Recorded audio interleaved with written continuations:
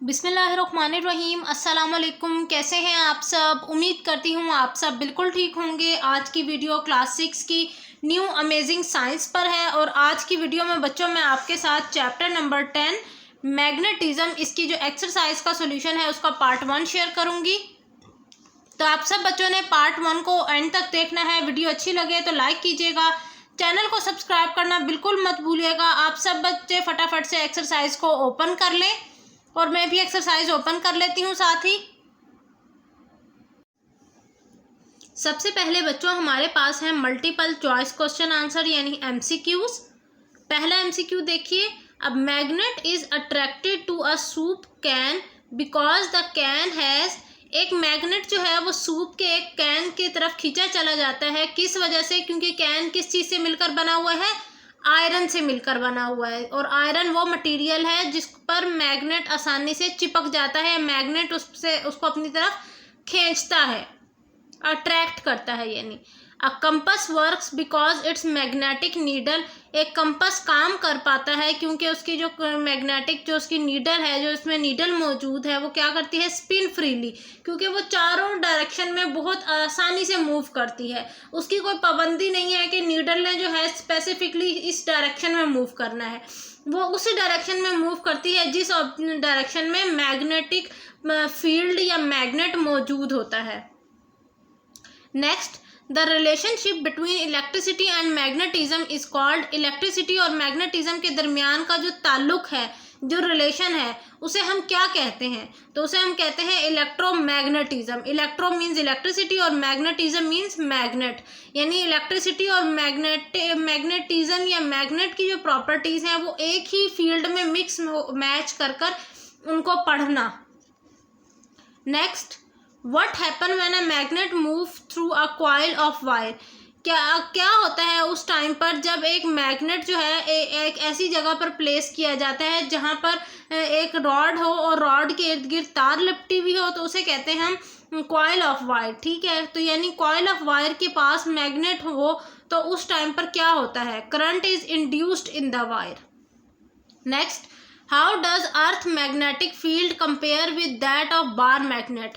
कह रहे हैं कि जो बार मैग्नेट की मैग्नेटिक फील्ड है उसको अगर हम कंपेयर कैसे कर सकते हैं अर्थ की मैग्नेटिक फील्ड के साथ?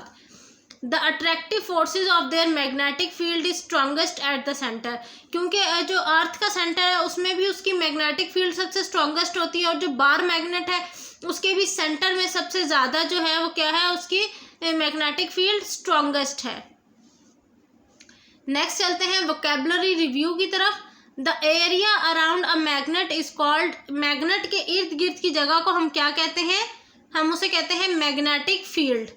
We can explore a magnetic field using. हमें मैग्नेटिक फील्ड क्योंकि बज़ाहिर तो नज़र नहीं आती नेकेड आई से, तो इसी वजह से मैग्नेटिक फील्ड को महसूस करने के लिए एक डिवाइस का यूज़ किया जाता है जिसे हम कंपस कहते हैं।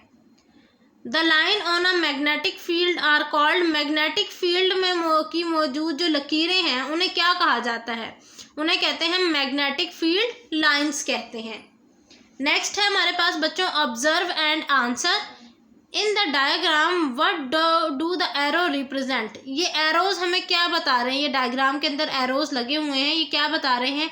Explain your answer. अपने आंसर को मतलब एक्सप्लेन करें, उसको बहुत ज़्यादा ब्रीफली डिस्क्राइब करें 4 to 5 लाइन्स में। आंसर देखिए, यहाँ पर हमारे पास है magnetic field lines are used to visualise the direction and strength of a magnetic field. The arrows on these lines indicate the direction a compass needle could point if placed at that location, which is from the north pole to the south pole outwards the magnet। ये इसका answer था बच्चों। आप लोगों ने write down करना है तो आप लोग राइट डाउन कर सकते हैं। नेक्स्ट क्वेश्चन है रिकॉल एंड एनालाइज। इसमें है design experiment. If two magnets poles are not labelled, how can you tell which pole are the same and which are different? कह रहे हैं कि अगर ऐसा हो कि हमने दो मैग्नेट लिए हैं, ठीक है, दोनों की जो पोल्स हैं उनका हमें समझ नहीं आई, उस पर लेबलिंग नहीं हुई भी कि किस साइड पर साउथ पोल है, किस साइड पर नॉर्थ पोल है, तो हम किस तरह से ये जानेंगे कि कौन सा मैग्नेट किस डायरेक्शन में है, आया उसकी कौन सा एंड साउथ है और कौन सा एंड नॉर्थ है। तो इसके लिए सिंपली आपको बच्चों एक एक्सपेरिमेंट परफॉर्म करना पड़ेगा। तो यहाँ देखिए एक्सपेरिमेंट कैसे राइट डाउन करेंगे। To tell which pole are the same and which are different on two unlabelled magnet. पहले ये हेडिंग देंगे, फिर उसके बाद उस एक्सपेरिमेंट के जो पॉइंट्स हैं वो राइट डाउन करेंगे। Point number 1, bring one end of magnet a close to one end of magnet B. Observe if they attract और repel. If they attract the poles are opposite. Opposite का मतलब एक magnet का south pole रखा हुआ है और दूसरे का नॉर्थ पोल रखा हुआ है। If they repel the poles are same, मतलब अगर एक साइड पर नॉर्थ पोल है और दूसरी साइड पर भी नॉर्थ पोल है और वो उनमें रिपल्जन हो रही है तो वो उससे पता चल जाएगा। Repeat this experiment with both other ends of the magnet to identify all poles. ये छोटा सा इसका आंसर था। आप चाहें तो इनको अपने वर्ड्स के अंदर भी लिख सकते हैं, यानी आसान तरीके से भी लिखा जा सकता है। उसके बाद नेक्स्ट पार्ट आता है predict. What will happen to a bar magnet suspended from the string when it swings freely. कह रहे हैं कि क्या हो उस बार मैग्नेट के साथ कि अगर हम किसी बार मैग्नेट को धागे के साथ लटकाकर किसी स्टैंड के साथ अटैच कर दें तो वो फ्रीली मूव करता रहेगा, तो उस पर क्या असर होगा या उसका क्या रिएक्शन होगा।